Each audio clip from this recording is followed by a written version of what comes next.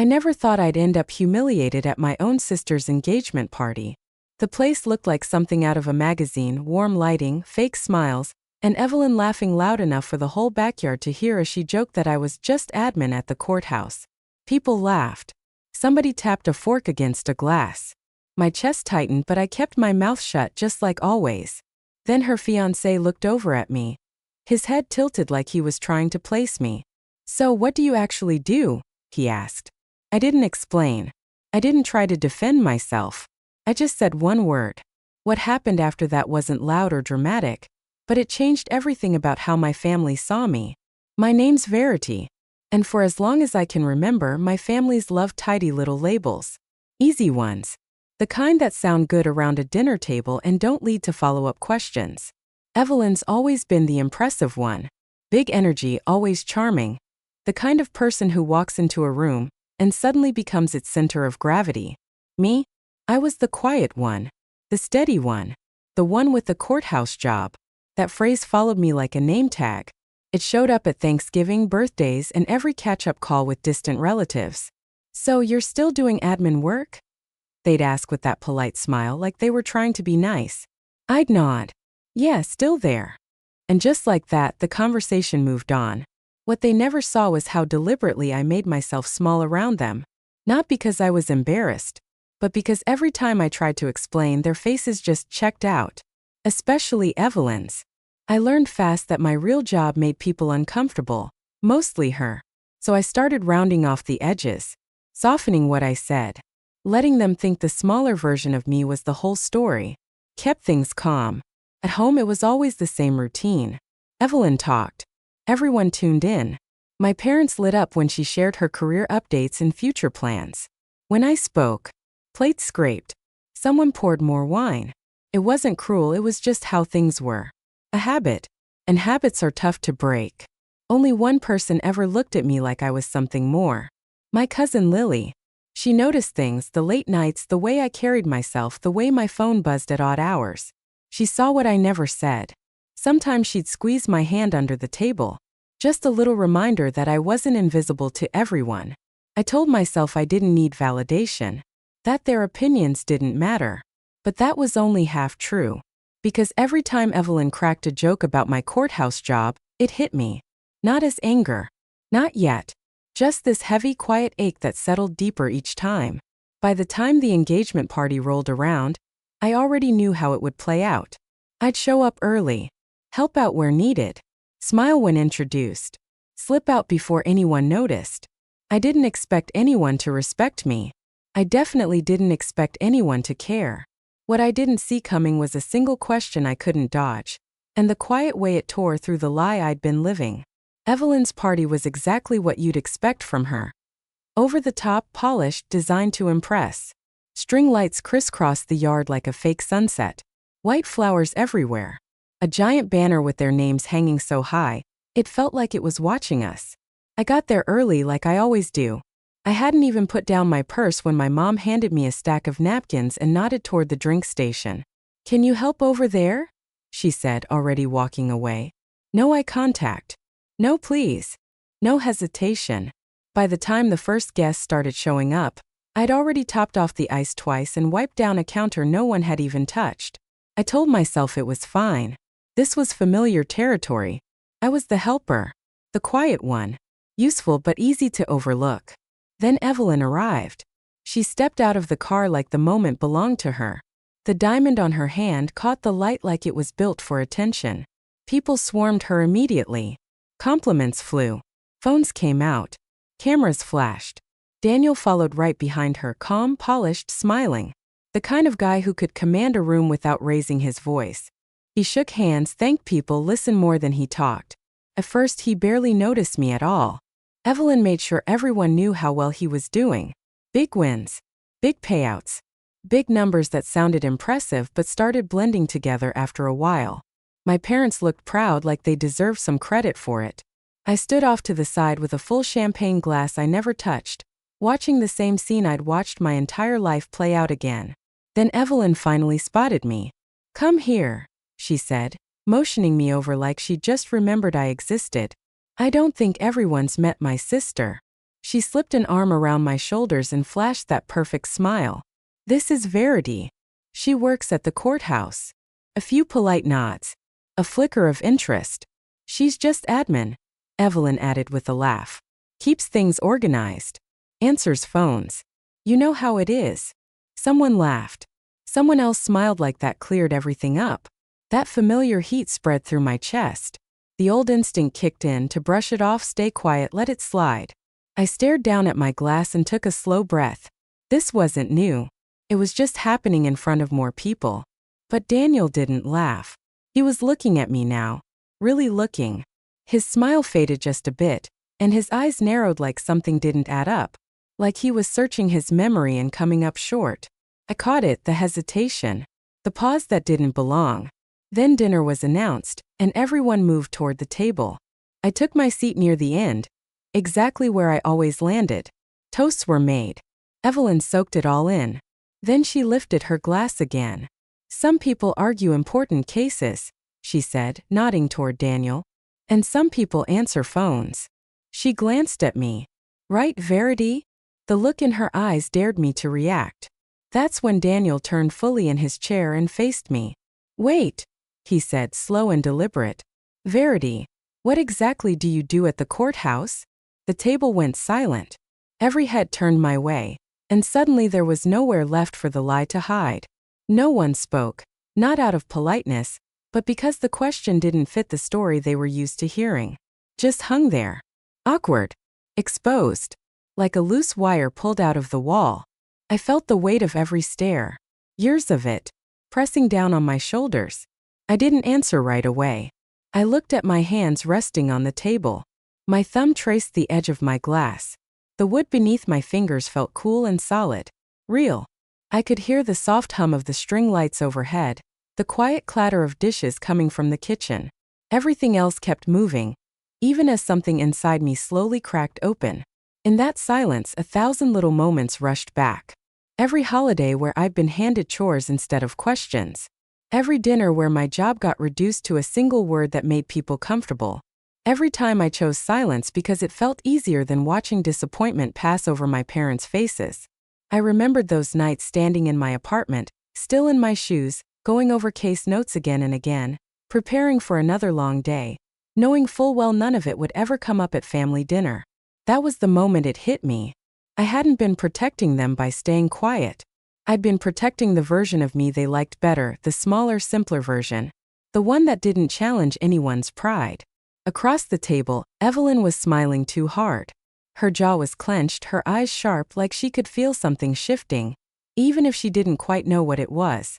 My mom stared down at her plate.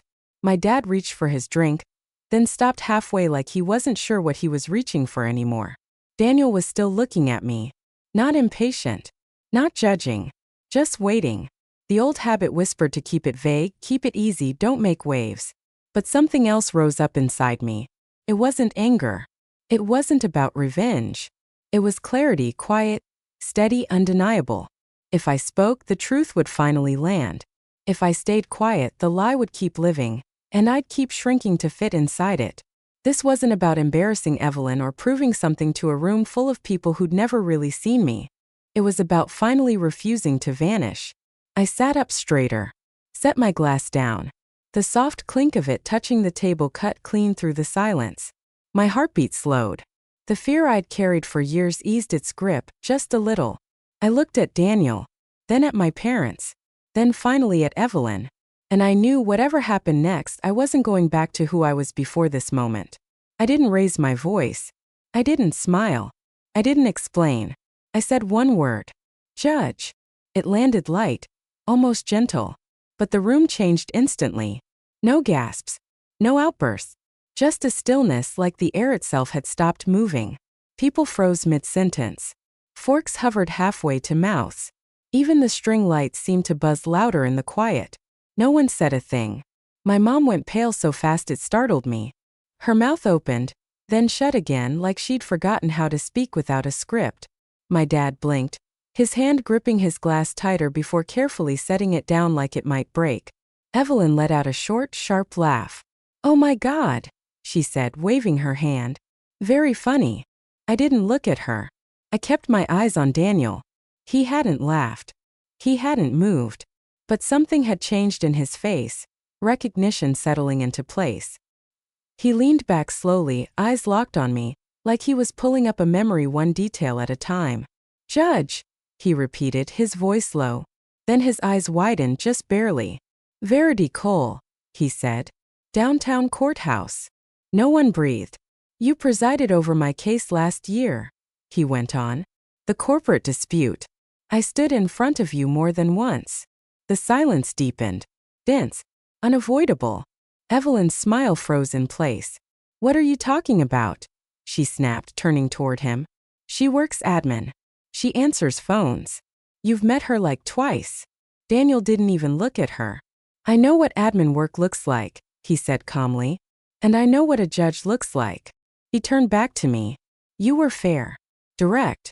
No drama. You listened. That's why I remember." Finally, my dad found his voice. "You're a judge?" he asked, his tone thick with disbelief. "Since when?" 3 years, I said evenly. My mom shook her head slowly, like the word judge just didn't compute. "But you said you were assisting someone," she said. "I did," I replied. "In the beginning. And after that, no one ever asked." That's when it started to hit them. Not all at once, but piece by piece. This creeping realization that the story they'd been telling themselves for years wasn't based on truth. It had just been easier. Easier for them. More comfortable. It didn't challenge their idea of who I was. It didn't upset the balance they'd come to rely on. Evelyn shoved her chair back a few inches, her eyes darting around the table. "This is ridiculous," she said. "You let everyone believe you were admin. Who does that?" I met her eyes for the first time, really met them. "I didn't lie," I said. "I just stopped correcting you." Her face turned red. "You did this on purpose," she snapped. "You waited for my engagement party to humiliate me." I shook my head.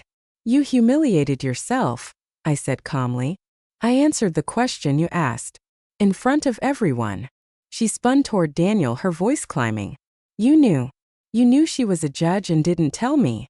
"I didn't know," he said. "I never connected Judge Cole to your sister. You never said her last name. You never gave her a chance to speak." That hit harder than anything I could have said. The table shifted. Quiet reactions rippled out. My uncle stared at his plate, mumbling something under his breath. My grandmother reached across and gently touched my wrist. Her hand was warm, steady. "I always knew," she whispered. "You carry yourself different." Evelyn shot to her feet so fast her chair screeched against the patio stones. The sound cut through the stillness like a blade. "This is my night," she said, her voice unsteady. "And you ruined it. You always do this. You always find a way to make it about you." I didn't move. I didn't raise my voice. "I didn't say anything," I replied. "Not until you mocked me. Until you turned me into a punchline in front of your fiancé and our whole family. That wasn't a slip-up. That was a choice." Her mouth opened, then closed. For once, she didn't have a comeback. Daniel stood slowly. "Evelyn," he said, voice careful. She cut him off. "Don't.